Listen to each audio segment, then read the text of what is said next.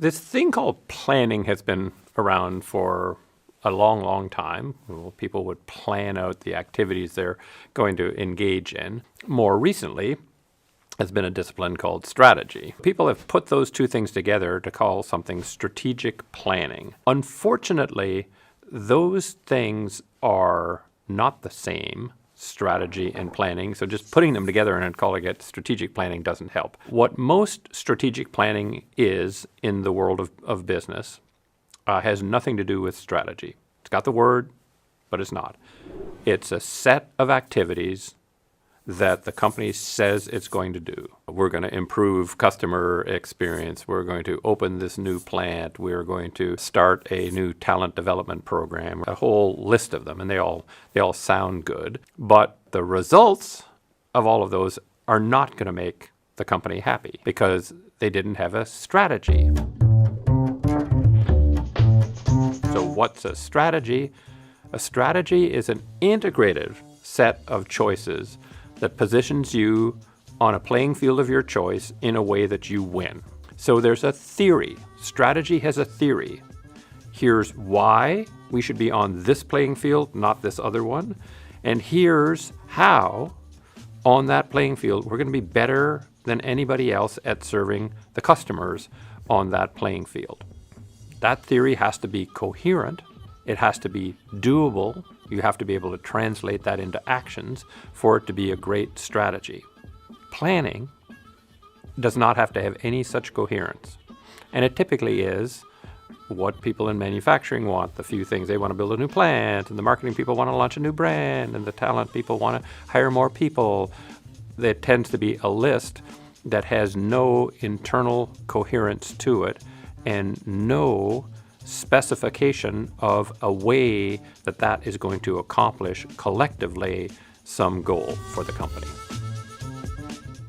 See, planning is quite comforting. Plans typically have to do with the resources you're going to spend. So we're going to build a plant. We're going to hire some people. We're going to launch a new product. Those are all things that are on the cost side of businesses. Who controls your costs? Who's the customer of your costs? The answer is you are. You decide how many square feet to lease, how many raw materials to buy, how many people to hire. Those are more comfortable because you control them. A strategy, on the other hand, specifies an outcome, a competitive outcome that you wish to achieve, which involves customers wanting your product or service enough that they will buy enough of it to make the profitability that you'd like to make. The tricky thing about that is that you don't control them.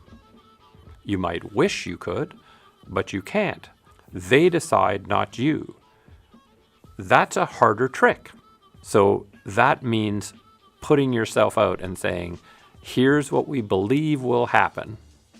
We can't prove it in advance. We can't guarantee it. But this is what we want to have happen and that we believe will happen. It's much easier to say, I'll build a factory, I will hire more people, etc., than I will have customers end up liking our offering more than those of competitors.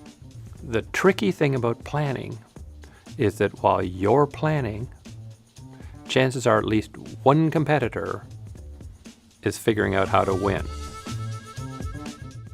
When U.S. air carriers were busily planning, what routes to fly and there was this little company in Texas called Southwest that had a strategy for winning.